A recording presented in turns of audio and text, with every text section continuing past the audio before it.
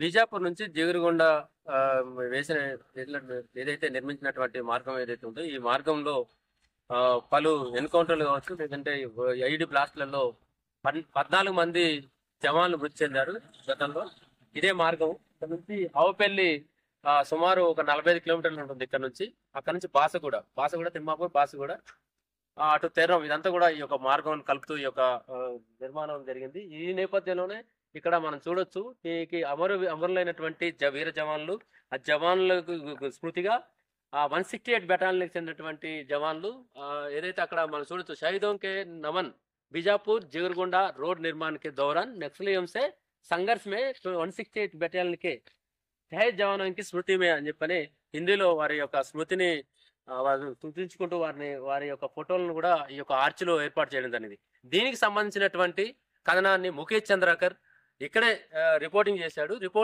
మరి అదే విధంగా ఇక్కడ ఎస్పీని కూడా దీనికి సంబంధించినటువంటి ఎవరైతే ఎంతమంది చనిపోయారో జవాన్లకు సంబంధించినటువంటి కావచ్చు, ఈ యొక్క నిర్మాణంలో ఎటువంటి ఆటంకాలు వచ్చాయి, ఎటువంటి ఇబ్బందులు ఉన్నాయి, నాటి ఉన్నటువంటి పరిస్థితులు అన్నిటి కూడా వివరిస్తూ ముఖేష్ చంద్రాకర్ ఇక్కడే రిపోర్టింగ్ చేశారు. ఇక్కడ ఎస్పీ గారిని కూడా ఇక్కడ ఇంటర్వ్యూ చేశారు. దానికి సంబంధించినటువంటి వీడియో కూడా మన దగ్గర ఉంది.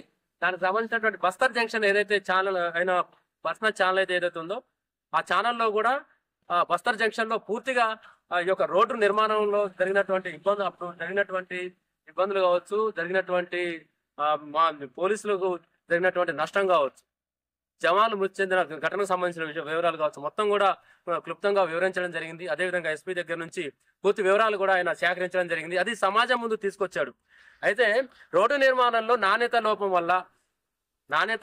వల్ల రోడ్డులో నాణ్యత వారు తవ్వడానికి వీలుగా సింపుల్ గా ఉండడం వల్లే దీంట్లో ఐఈడి నిర్మించడం కావచ్చు, లేదు అని అంటే అతి త్వరగా వాటిని చేయడం వల్లే కూమింగ్ చేస్తున్నటువంటి పోలీసులు కావచ్చు, లేదు అని అంటే వాళ్ళు విధుల్లో ఉన్నటువంటి రోడ్డు మరో చోట విధుల్లో వెళ్తున్నప్పుడు కావచ్చు, వస్తున్నప్పుడు పోతున్నప్పుడు ఈ యొక్క ఐఈడీలు పేలి, నాణ్యత లోపం వల్ల ఐఈడీలు పేలి అందులో అమర్చడం ఈజీగా ఉండడం, ఆ తర్వాత ఏదైతే ఐఈడీలు పేలడం వల్ల జవాన్లు కావచ్చు, రహదారిలో ఈ యొక్క మార్గంలో నడుస్తున్నటువంటి బాటచారులు కావచ్చు, పశువులు కావచ్చు, ఏమైనా ఇట్లా అన్ని రకాలుగా నష్టం జరుగుతుంది.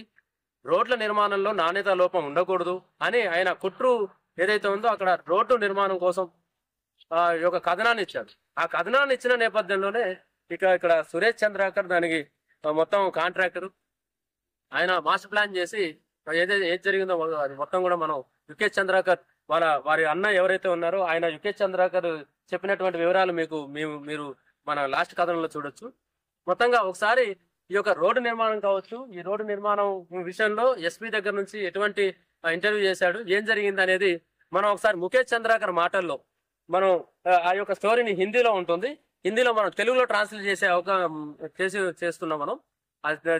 ఎస్పీ గారు ఏం చెప్పారు, అటువైపు ముఖేష్ చంద్రాకర్ ఏమని అడిగాడు, ముఖేష్ చంద్రాకర్ దేనికోసం పనిచేశాడు అనేది మనం ఆ యొక్క ఇంటర్వ్యూ చూస్తే మనకు తేటతెల్లం అవుతుంది. ఆ ఇంటర్వ్యూ ఎప్పుడో గతంలో చేసింది, ఈ మధ్య చేసింది కాదు. ఆయన ఈ యొక్క రోడ్డు నిర్మాణంలో ఈ యొక్క కాంట్రాక్టరు ఏదైతే ఈ రోడ్డు నిర్మాణం కాంట్రాక్టర్ గురించో లేకపోతే మరొకరి గురించో కాదు, రోడ్డు నిర్మాణంలో నాణ్యత లోపం ఉండకూడదు, రోడ్డు నాణ్యతతో ఉండాలి.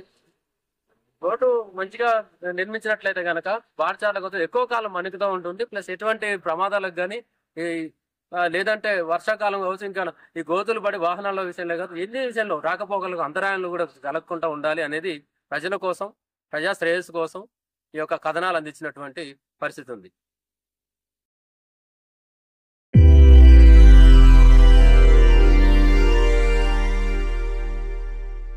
मैदानी क्षेत्रों के मुकाबले बस्तर के अंदरूनी इलाकों में, संवेदनशील क्षेत्रों में, या फिर यूं कहें जहां नक्सलियों का प्रभाव बहुत ज्यादा है, वहां पे सड़कों का जाल बिछा पाना अपने आप में बड़ी चुनौती है। क्योंकि नक्सली आए दिन सड़क निर्माण कार्य में लगे वाहनों में आगजनी करते हैं, कर्मचारियों के साथ मारपीट करते हैं, ठेकेदारों के साथ मारपीट होती है। इसके अलावा जो मुंशी होते हैं उनकी कई बार हत्याएं हो चुकी हैं। ऐसे में तगड़ी सुरक्षा व्यवस्था के बीच बस्तर के अंदरूनी इलाकों को सड़क मार्ग से जोड़ने की कवायदें करीब 15 सालों से चल रही हैं और बहुत सी सड़कें इस बीच पूरी भी हुई हैं, मगर कुछ सड़कें ऐसी भी हैं जिनके निर्माण में जवानों ने बड़ी संख्या में शहादत दी है। ऐसी ही एक सड़क की कहानी लेकर मैं आपके सामने आया हूँ। नमस्कार, मैं मुकेश चंद्राकर हूँ और आप बस्तर जंक्शन देखना शुरू कर चुके हैं। बस्तर जंक्शन में आज मैं बस्तर की उस खूनी सड़क की बात करने जा रहा हूँ, कहानी बताने जा रहा हूँ, जिसके निर्माण में 41 जवानों ने अपनी शहादतें दी है। दरअसल ये सड़क बीजापुर के सुकमा को जगरगुंडा से जोड़ने के लिए इसका निर्माण कार्य करवाया जा रहा है और इस सड़क के निर्माण में 41 जवानों ने अपनी शहादतें दी हैं, साथ ही बड़ी संख्या में जवान जख्मी भी हुए हैं। इसका पूरा आंकड़ा पुलिस के वरिष्ठ अधिकारी ही देंगे, लेकिन उससे पहले मैं आपको दिखा दूं कि बीजापुर से होते हुए ये सड़क गुजरती है। ये नेशनल हाईवे है और नेशनल हाईवे से ठीक लगकर ये टी पॉइंट है। टी पॉइंट से जगरगुंडा के लिए इस सड़क का निर्माण कार्य सन 2011-12 में शुरू हुआ। 240 करोड़ की लागत से 70 किलोमीटर की सड़क का निर्माण कार्य लगभग 55 किलोमीटर तक पूरा हो पाया है और हर 4 से 5 किलोमीटर की दूरी पर सीआरपीएफ के जवानों की तैनाती की गई है। कितने कैंप ओपन हुए हैं इसकी जानकारी भी पुलिस अधिकारी देंगे। हमारे साथ बीजापुर पुलिस कप्तान आन्य वार्षणे होंगे। उनसे हम जानने समझने की कोशिश करेंगे कि कैसे बस्तर के अंदरूनी इलाकों में जहां माओवादियों का प्रभाव है वहां सड़क निर्माण करवाना पुलिस के लिए कितनी बड़ी चुनौती है। और साथ ही उसके बाद मैं आपको सड़क निर्माण के बाद किसी इलाके की तस्वीर कैसे बदलती है और उस इलाके में निवासरत बासिंदों की तकदीर कैसे बदल जाती है एक सड़क के निर्माण के बाद, ये भी दिखाऊंगा, बताऊंगा। फिलहाल बीजापुर पुलिस कप्तान आन्य वार्षणे जी हमारे साथ हैं। सर, बस्तर जंक्शन में स्वागत है आपका। बहुत बहुत धन्यवाद। सर, इस इलाके में जहां हम खड़े हैं, ऐसे इलाके में सड़क निर्माण का कार्य करवा पाना पुलिस के लिए कितनी बड़ी चुनौती है? निश्चित तौर पर हमारे लिए बहुत बड़ी चुनौती रहती है कि ऐसे चुनौतीपूर्ण क्षेत्र में जहां पर माओवादी विकास कार्यों को लगातार रोक रहे हैं, ग्रामीणों पर विपरीत दबाव बना रहे हैं, तो वहां पर प्रत्येक दिन प्रत्येक किलोमीटर जो हमारी रोड बढ़ती है उसमें लगातार पुलिस के जवानों को अपना खून पसीना सब देना पड़ता है। सर, जिस सड़क पे हम खड़े हैं, जिस सड़क की कहानी मैं अपने दर्शकों को बता रहा हूँ, इस सड़क के निर्माण में कितनी सारी वारदातों को माओवादी अंजाम दे पाए हैं, कितने जवानों की शहादत हुई है, कितने नक्सल वारदात हुए हैं और कितने आम लोगों की भी मौत हुई है, इसका कोई आंकड़ा हमारे पास उपलब्ध हो तो प्लीज जानकारी। जी, मैं दर्शकों की जानकारी के लिए बताना चाहूँगा, ये जो आवापल्ली टी पॉइंट से जगरगुंडा तक मार्ग जाता है, यह 70 किलोमीटर का मार्ग है और इस पर वर्तमान में हमारे 16 कैंप लगे हुए हैं जो कि टी पॉइंट से चालू होकर के जगरगुंडा तक हैं। इसमें सर सुकमा पुलिस ने भी कुछ कैंप ओपन किए हैं। जी, इस वर्ष बीजापुर ने एक कैंप सिलगेर नाला स्थापित किया है और 2 कैंप सुकमा की तरफ से स्थापित किए गए हैं, कुंदेड़ और बेदरे। सर, सड़क निर्माण के बाद इस इलाके में, जिस इलाके में सड़क का निर्माण कार्य हुआ, जगरगुंडा जो कि माओवादियों के प्रभाव वाला इलाका रहा है, इसके साथ ही ये नक्सलियों के क्रॉसिंग पॉइंट्स जो हैं उसे क्रॉस करते हुए इस सड़क का निर्माण कार्य चल रहा है। तो इससे नक्सलवाद को या नक्सलियों को कितना बड़ा नुकसान उठाना पड़ा है? जो नक्सलियों का विरोध है इसीलिए है क्योंकि जो उनकी रीढ़ की हड्डी है पश्चिम बस्तर और दक्षिण बस्तर, उसको चीरती हुई ये रोड है। इसलिए नक्सली नहीं चाहते हैं कि इसका सड़क का विकास हो। दूसरा, ग्रामीण लोग जैसे सड़क का विकास हो जाता है, विकास कार्य आगे बढ़ते जाते हैं, स्कूल खुलते जाते हैं, बिजली पहुंचती जाती है, तो ग्रामीण लोग नक्सलियों का जो दबाव रहता है वो उन पर खत्म हो जाता है क्योंकि पुलिस भी अंदर तक पहुंचती जाती है। तो इसलिए नक्सली लोग इस सड़क का लगातार विरोध कर रहे हैं किसी भी माध्यम से। बिल्कुल, जैसे ही सड़क का निर्माण कार्य होता है तो जाहिर सी बात है उसी सड़क से होकर लोगों तक विकास पहुंचता है। ना केवल विकास बल्कि बुनियादी जरूरतें पहुंचती हैं। बहुत से इलाके ऐसे रहे हैं जहाँ पे पीने के लिए साफ पानी, बिजली, पेयजल की व्यवस्था या फिर शिक्षा और स्वास्थ्य की व्यवस्था नहीं थी। सड़क बनने के साथ उस इलाके में ये तमाम बुनियादी जरूरतों के साथ ही रोजगार के नए अवसर भी पैदा हुए हैं। इस सड़क को इस मेन गेट को देखिए, शहीद स्मृति द्वार इसे नाम दिया गया है क्योंकि 41 जवानों ने अपने खून से इस सड़क को सींचा है, तब जाकर इस सड़क का निर्माण 55 किलोमीटर पूरा हो पाया है।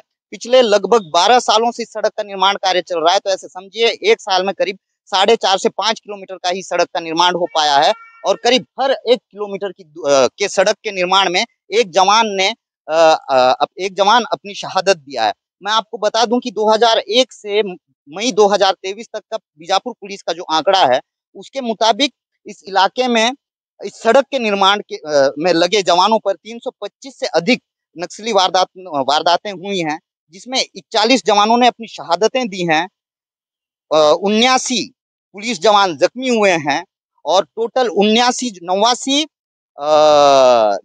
मुठभेड़ हुए हैं और 19 आगजनी वारदातों को अंजाम दिया है माओवादियों ने और 64 बार आईडी विस्फोट कर जवानों को नुकसान पहुंचाया है माओवादियों ने। 102 आईडी रिकवर कर लिए गए हैं और अलग अलग मुठभेड़ों में टोटल 12 से अधिक माओवादी मारे गए हैं। 6 हथियार बरामद किए गए हैं माओवादियों से, जबकि 52 हथियार माओवादियों ने अलग अलग मुठभेड़ों में जवानों से छीना है और इसके साथ ही 66 आम लोगों को माओवादियों ने मार गिराया है और 22 ग्रामीण इसमें जख्मी हुए हैं। और इस इलाके में जो थाने जो कैंप स्थापित किए गए हैं, जैसा कि हमें बीजापुर एसपी जानकारी दे रहे हैं कि 16 कैंप इस सड़क के निर्माण के लिए स्थापित किए गए हैं, तो इन 16 कैंपों में 16 बार माओवादियों ने कैंप और थानों पर हमला किया है और इस सड़क को 7 बार माओवादियों ने अलग अलग समय पे काटा है। तो ऐसे माओवादियों ने इस इलाके में जो सड़क बन रही है उस सड़क के निर्माण में अलग अलग मौकों पे अलग अलग समय पर बाधाएं उत्पन्न जरूर की, मगर जवानों ने आखिरकार इस सड़क को अपने खून से सींचकर लगभग पूरा कर लिया है। 55 किलोमीटर की सड़क पर डामर का काम हो चुका है। अब लगभग 25 किलोमीटर की जो सड़क है उस पे डामर का काम होना बाकी अर्थवर्क पूरा हो चुका है और सारे कैंप यहाँ से जगरगुंडा तक खुल चुके हैं। जैसा कि हमें बीजापुर पुलिस कप्तान बता रहे हैं कि इस सड़क के बन जाने से माओवादियों के पश्चिम बस्तर डिवीजन कमेटी और दक्षिण बस्तर डिवीजन कमेटी में सीधा प्रभाव पड़ेगा, क्योंकि इस सड़क पर ये वही सड़क है जो दोनों डिवीजन कमेटियों को जोड़ती है। ऐसे में जब इस सड़क का निर्माण कार्य पूरा हो गया और सारे कैंप स्थापित हो गए हैं, तो इन दोनों डिवीजन कमेटियों का जो संपर्क है वो टूट गया है। माओवादियों का जो क्रॉसिंग पॉइंट है उस पे अब जवानों के कैंप स्थापित किए गए हैं। ये तो जवान किस तरह से अपनी शहादतें देती है, कैसे बलिदानों के बाद जो है इस सड़क का निर्माण कार्य पूरा हो पाया है और जवानों के इस बलिदान के बाद जब इस सड़क का निर्माण कार्य अब लगभग पूरा हो चुका है, ऐसे में जिस इलाके से होकर ये सड़क गुजर चुकी है, उस इलाके की तस्वीर कैसे बदली, उस इलाके में निवास बासिंदों की तकदीर कैसे बदली, कैसे प्रशासन और सरकार की पहुंच उस इलाके में पहुंच चुकी है और माओवादियों की दखल कैसे उस इलाके से कमजोर हो चुकी है, बताऊंगा आगे के रिपोर्ट में। तब तक सड़क पे सफर कीजिएगा मेरे साथ। हरियाली की चादर ओढ़े चमचमाती इस सड़क के निर्माण में जवानों ने अपनी शहादत दी है और इसी शहादत पर ठेकेदार ने एक बड़े भ्रष्टाचार को अंजाम भी दिया है। यही एक वजह है कि निर्माणाधीन इस सड़क पर सैकड़ों गड्ढे हो चुके हैं और इन गड्ढों का मरम्मत भी अब शुरू हो चुका है। सड़क के निर्माण के साथ इस इलाके के जो गांव हैं, जिनमें आवापल्ली ब्लॉक मुख्यालय है उसूर का, उसके साथ ही बासागुड़ा, तर्रेम, सिलगेर तक डामर का निर्माण कार्य पूरा हो चुका है, जो कि 55 किलोमीटर की सड़क है। और जैसे जैसे सड़क उस इलाके में दाखिल होते जा रही है, वैसे वैसे जो है बुनियादी सुविधाएं लोगों को मिल पा रही हैं। लोगों की जिंदगी में क्या कुछ तब्दीलियां आई हैं और साथ ही उस इलाके की तस्वीर कैसे बदली है, कितनी बदली है, अब हम लोगों की प्रतिक्रियाएं लेकर आपको बताएंगे और समझाएंगे। सड़क निर्माण के बाद इस इलाके में बुनियादी सुविधाएं तो पहुंची ही, साथ में रोजगार भी सृजित होने लगे हैं। इस वक्त मैं तर्रेम गांव में हूँ। कुछ दूरी पे तर्रेम थाना है और अब जो है पंचायत का भवन भी बन चुका है यहाँ।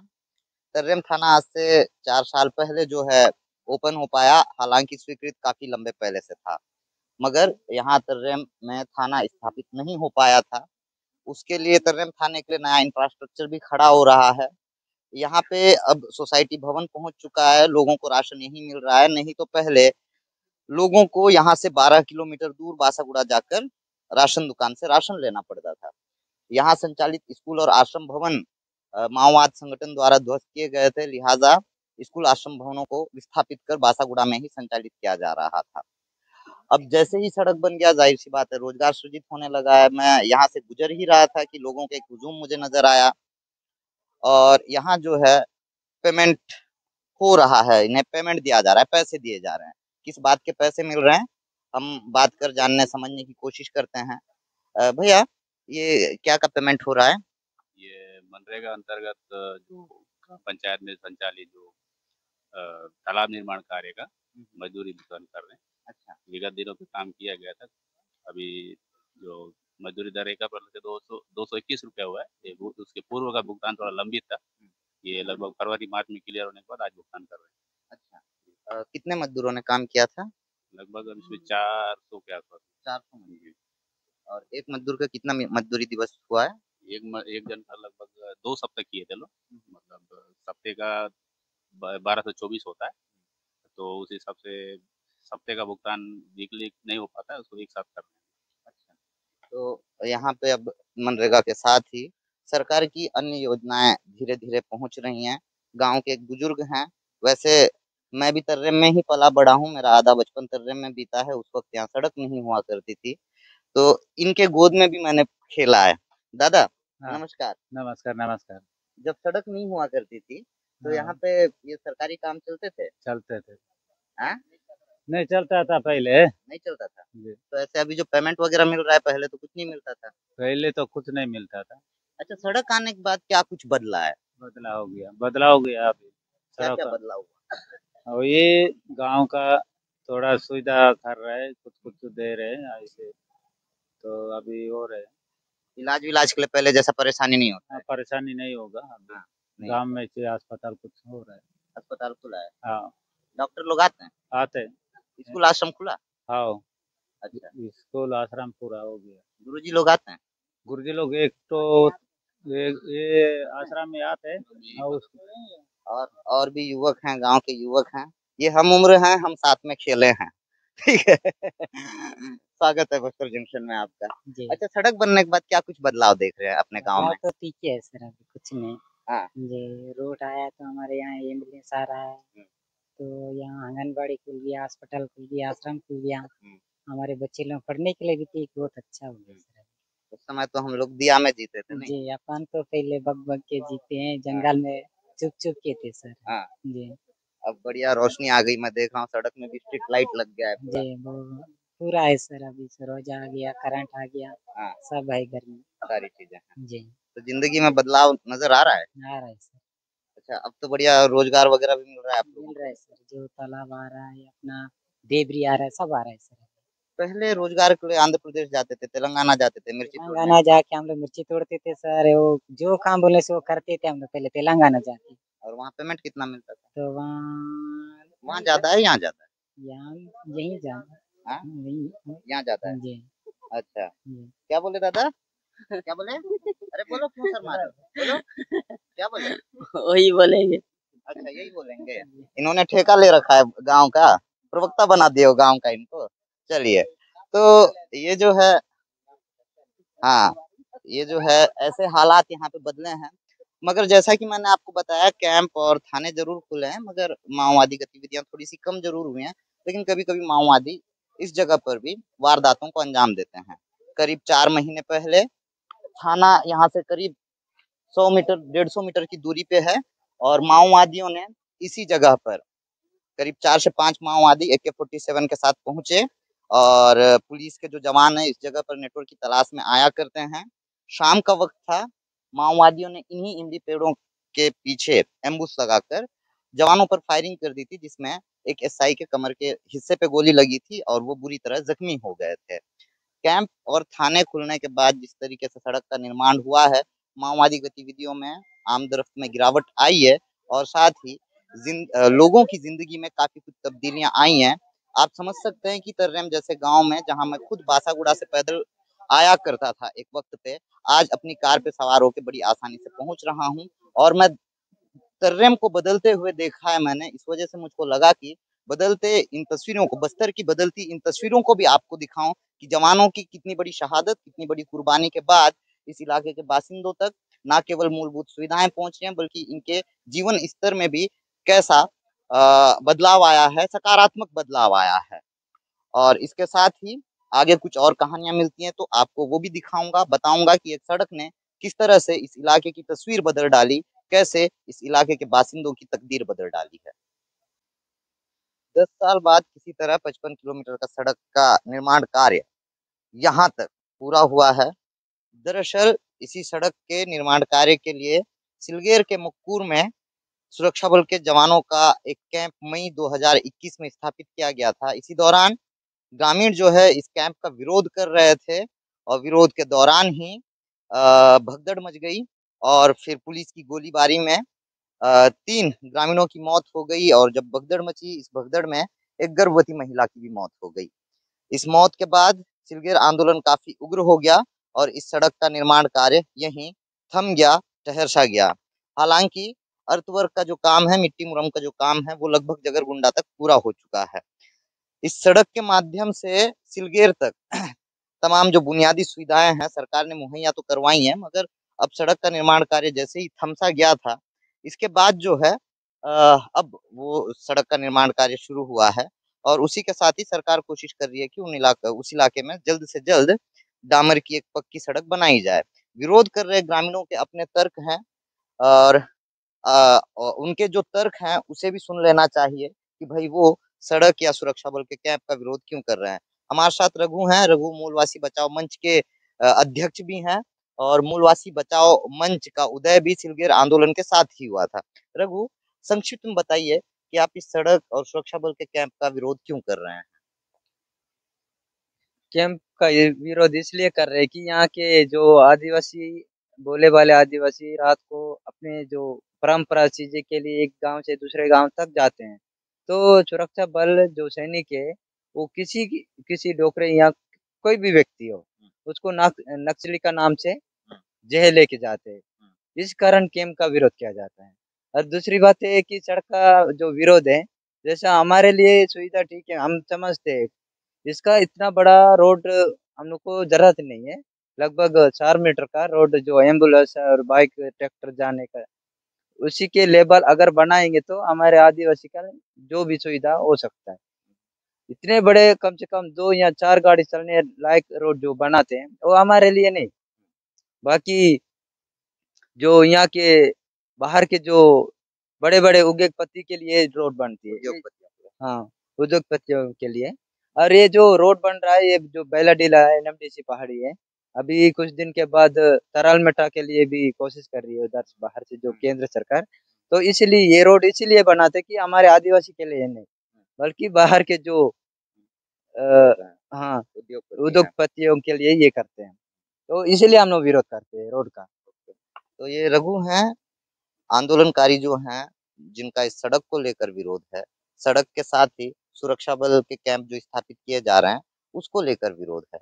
दरअसल इनका तर्क ये है कि इस सड़क के निर्माण के लिए सुरक्षा बल के जिन जवानों की तैनाती की जा रही है, दरअसल ये जवान बस्तर के इन भोले भाले आदिवासियों को एंटी नक्सल ऑपरेशन के नाम पर परेशान करते हैं, प्रताड़ित करते हैं।